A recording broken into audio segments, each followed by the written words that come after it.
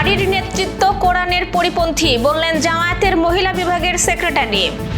নির্বাচনে ৫৫% বেশি ভোট পড়বে প্রত্যাশা পররাষ্ট্র উপদেষ্টার।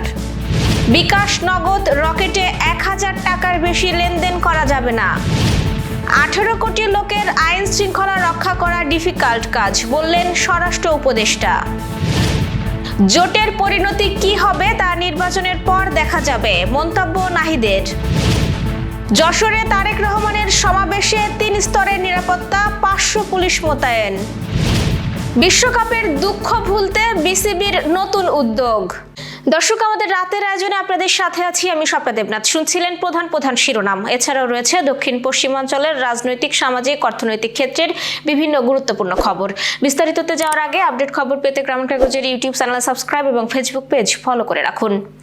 জামায়াতে ইসলামীর মহিলা বিভাগের সেক্রেটারি নুরুন্নেসা সিদ্দিকা বলেছেন, নারীরা জামায়াতের শীর্ষ পদে আসতে পারবে না, এটা মেনেই আমরা রাজনীতি করি।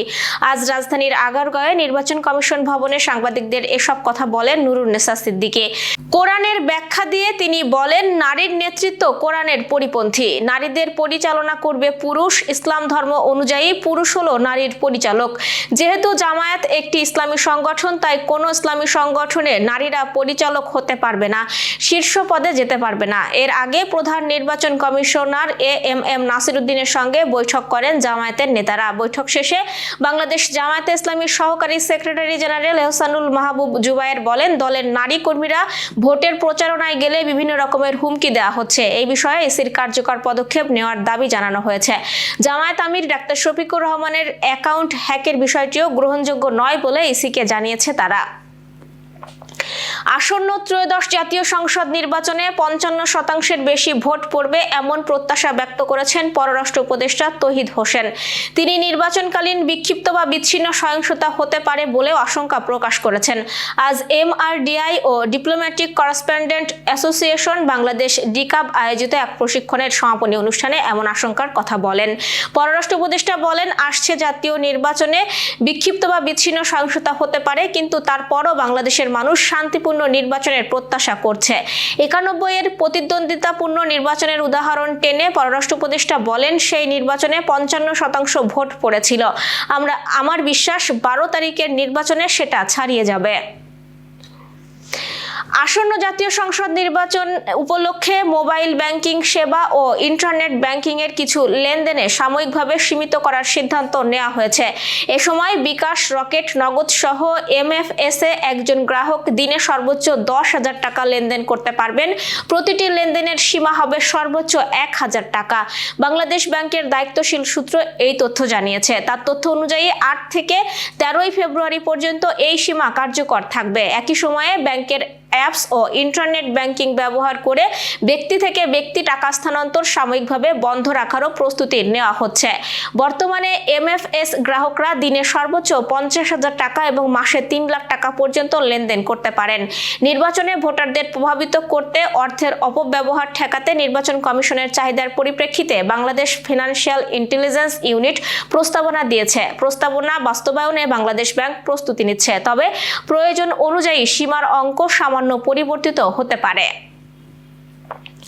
দেশের ১৮ কোটি লোকের আইন শৃঙ্খলা রক্ষা করা কঠিন কাজ বলে মন্তব্য করেছেন স্বরাষ্ট্র উপদেষ্টা অবসরপ্রাপ্ত লেফটেন্যান্ট জেনারেল জাহাঙ্গীর আলম চৌধুরী। তিনি বলেন, আইন শৃঙ্খলা কন্ট্রোল করি না, সবাই অভিযোগ করে। এই কয়েকজনের কথা বলাটা বন্ধ করতেই অনেক সময় লেগে যায়। তো দেশের ১৮ কোটি লোকের আইন শৃঙ্খলা রক্ষা করা অনেক ডিফিকাল্ট কাজ। আজ দুপুরে চট্টগ্রাম ওয়ার্ল্ড ট্রেড সেন্টারে জাতীয় সংসদ নির্বাচন ও গণভোট সুষ্ঠুভাবে সম্পাদনের লক্ষ্যে আয়োজিত আইন শৃঙ্খলা বিষয়ক মতবিনিময় সভা শেষে সাংবাদিকদের এই কথা বলেন তিনি। স্বরাষ্ট্র উপদেষ্টা বলেন, আগামী ১২ ফেব্রুয়ারি নির্বাচন হবে সুষ্ঠু, নিরপেক্ষ ও উৎসব মুখর। আইন শৃঙ্খলা বাহিনীর প্রস্তুতি বেশ ভালো। নির্বাচন ঘিরে কোনো ধরনের অসুবিধা হবে না। জোটের পরিণতি কি হবে তা নির্বাচনের পর দেখা যাবে বলে মন্তব্য করেছেন জাতীয় নাগরিক পার্টির আহ্বায়ক নাহিদ ইসলাম। তিনি বলেছেন, যেহেতু নির্বাচন পর্যন্ত জোট আছে, আধিপত্যবাদ বিরোধী শক্তি হিসেবে সবাই একসঙ্গে কাজ করবেন তারা। আজ সকালে রাজধানীর সাইদনগরে নির্বাচনী প্রচারণা চলাকালে এসব কথা বলেন তিনি। নির্বাচনে লেভেল প্লেইং ফিল্ড নেই মন্তব্য করে নাহিদ ইসলাম বলেন, প্রতিকূল পরিস্থিতিতেই প্রচারণা চালাতে হচ্ছে, তবে কম সময়েই ভালো সাড়া পাচ্ছেন তিনি। এবার যশোর সহ আঞ্চলিক সংবাদ। আগামীকাল দুপুরে যশোরে বিএনপির চেয়ারম্যান তারেক রহমানের জনসভাকে ঘিরে নেওয়া হয়েছে 3 স্তরের কঠোর নিরাপত্তা ব্যবস্থা। পুলিশ সুপার সৈয়দ রফিকুল ইসলাম জানিয়েছেন, সমাবেশ স্থলে 5 শতাধিক পুলিশ সদস্য দায়িত্ব পালন করবেন, যাদের মধ্যে 100 জনের শরীরে থাকবে বডি ক্যামেরা। হেলিপ্যাড থেকে সমাবেশ স্থল পর্যন্ত এবং মঞ্চের চারপাশে থাকবে বিশেষ নিরাপত্তা বলয়। পোশাকধারী পুলিশের পাশাপাশি ডিবি ও ডিএসবি সদস্যরাও নজরদারিতে থাকবেন। আশেপাশের গাছে কেউ উঠতে পারবে না সে বিষয়েও থাকবে কড়া সতর্কতা। শহরের 5টি স্থানে যানবাহন পার্কিং এর ব্যবস্থা রাখা হয়েছে। ভিআইপি ছাড়া অন্য গাড়ি সমাবেশ স্থলে ঢুকতে পারবে না। আসন্ন জাতীয় সংসদ নির্বাচন সামনে রেখে এই নিরাপত্তা ব্যবস্থা নেওয়া হয়েছে বলে জানিয়েছেন পুলিশ সুপার। শুরু হয়েছে ফেব্রুয়ারি মাস, আর মাত্র কয়েকদিন পর জাতীয় সংসদ নির্বাচন। প্রার্থী থেকে শুরু করে কর্মী সমর্থক সকলেই ব্যস্ত সময় পার করছেন নির্বাচনী প্রচারণায়। প্রতিনিধি নাজিম উদ্দিন জনি জানিয়েছেন, যশোরের শার্শা উপজেলার উলাশী ইউনিয়ন জামায়াতে ইসলামীর উদ্যোগে নির্বাচনী পথসভা অনুষ্ঠিত হয়েছে। উলাশী বাজারে আয়োজিত সভায় সভাপতিত্ব করেন মাওলানা শেরশাহ। প্রধান অতিথি হিসেবে বক্তৃতা করেন যশোর 1 আসনে জামায়াতের মনোনীত প্রার্থী মাওলানা আজিজুর রহমান। তিনি শান্তিপূর্ণ ও ন্যায়ভিত্তিক সমাজ গড়ার কথা বলেন। এতে জেলা ও উপজেলা জামায়াত এবং সহযোগী সংগঠনের নেতারা উপস্থিত ছিলেন। বাগেরহাটের ফকিরহাট থেকে সৈয়দ অরুজ জানিয়েছেন, বাগেরহাট 1, ফকিরহাট, মোল্লাহাট, চিতলমারি আসনে দাঁড়িপাল্লা প্রতীকের নির্বাচনী জনসভা অনুষ্ঠিত হয়েছে।